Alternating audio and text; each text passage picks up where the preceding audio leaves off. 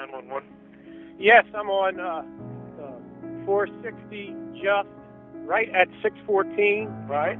There's a cyclist who's in, I don't know what happened. I saw him flip off his bike. I don't know if another vehicle hit him or not. Okay. But he's torn up. We need help here now. May 31st, 2009 was a brilliant, sunny Sunday afternoon in a quiet suburb outside Richmond, Virginia. The perfect day for an avid cyclist like Kevin Flock to take a 40-mile ride. He had cycled literally thousands of miles over the past 20 years. But on this most beautiful of days, the actions of a careless driver would abruptly end his life on the side of a highway.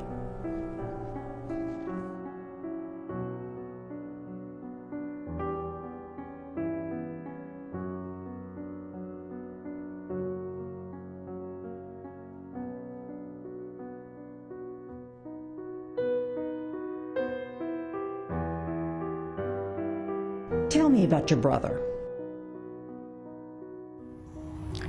He was a wonderful individual. He was so smart, and he had this really unique perspective on life.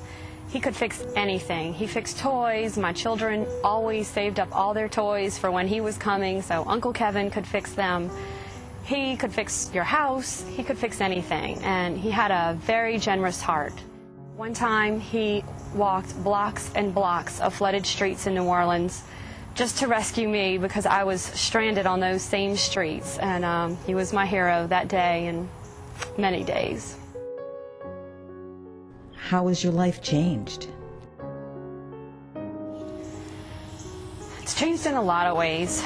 Although it was my brother who was on the side of the road, a little piece of me, actually a lot of piece of me went with him. I used to be the kind of person who loved to live life. Now I feel like I'm just surviving life, trying to put one foot in front of the other every day. It's been over a year, and I still can't drive down the street where I found out that he had been killed without my stomach just getting in knots. And every day I suffer with anxiety and insomnia. Never had insomnia before. I have flashbacks all the time. I either have a flashback to getting the news, or I have a flashback to the trial, or I even have flashbacks to the accident itself, which I wasn't present for, so it doesn't really make sense, but somehow your brain does these things. And those are the easy things to live with. I've had to know that my mother wishes she could have cradled her son's head as he lay dying in the street. I've had to listen to my dad sob.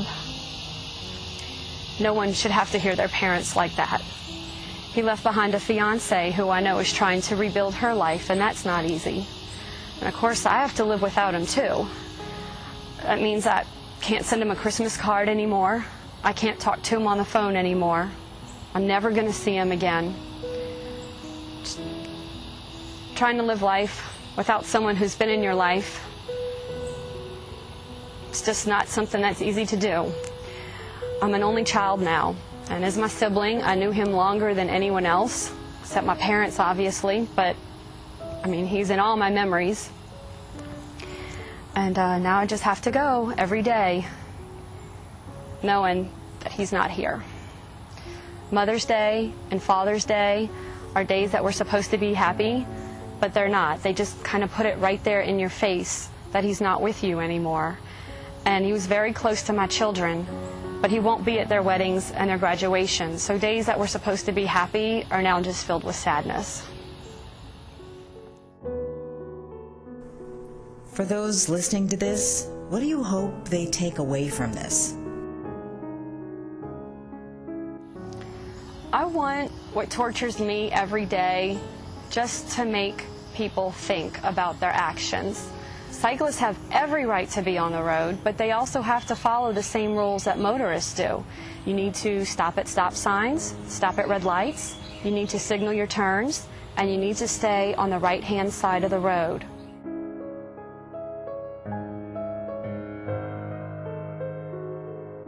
Every time I'm driving, I see so many children and so many adults, most of them probably parents, who are riding their bicycle without a helmet. It drives me crazy.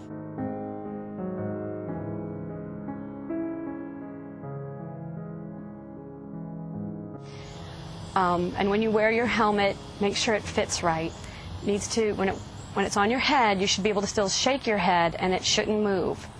You should only be able to put one finger between your chin and the chin strap.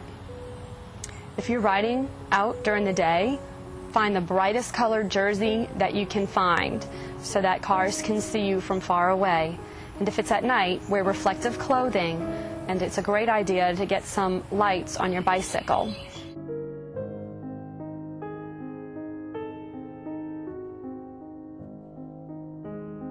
If you won't wear the helmet for yourself, wear it for the people who are going to be your survivors, the people who will have to take care of you, or the people who will be left on this earth without you.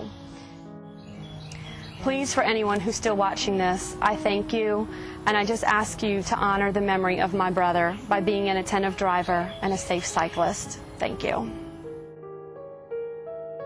To learn more about safe driving and cycling, go to sharingtheroadinvirginia.org.